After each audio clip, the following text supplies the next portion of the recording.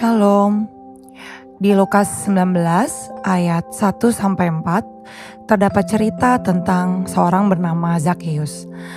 Ayatnya berkata, Yesus masuk ke kota Yeriko dan berjalan terus melintasi kota itu. Di situ ada seorang bernama Zakheus, kepala pemungut cukai, dan ia seorang yang kaya. Ia berusaha untuk melihat orang apakah Yesus itu, tetapi ia tidak berhasil karena orang banyak, sebab badannya pendek. Maka berlarilah ia mendahului orang banyak, lalu memanjat pohon ara untuk melihat Yesus yang akan lewat di situ. Kisah Zakheus adalah salah satu kisah yang menceritakan mengenai bagaimana seseorang mencari Tuhan melampaui keterbatasannya. Tubuhnya yang lebih pendek dari orang banyak membuat dia tidak dapat melihat Yesus di Yeriko pada awalnya.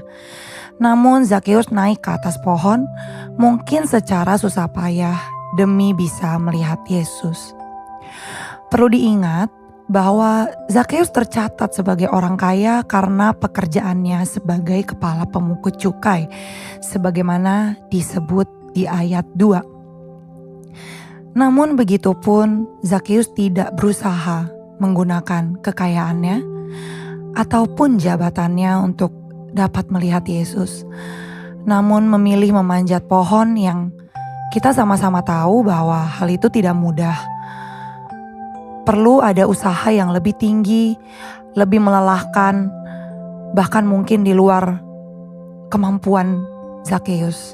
Namun Zakheus sangat berusaha memberikan full effort untuk melihat Yesus.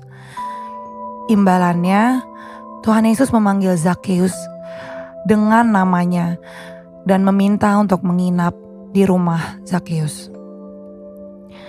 Mencari dan menemui Tuhan adalah sesuatu yang sangat personal.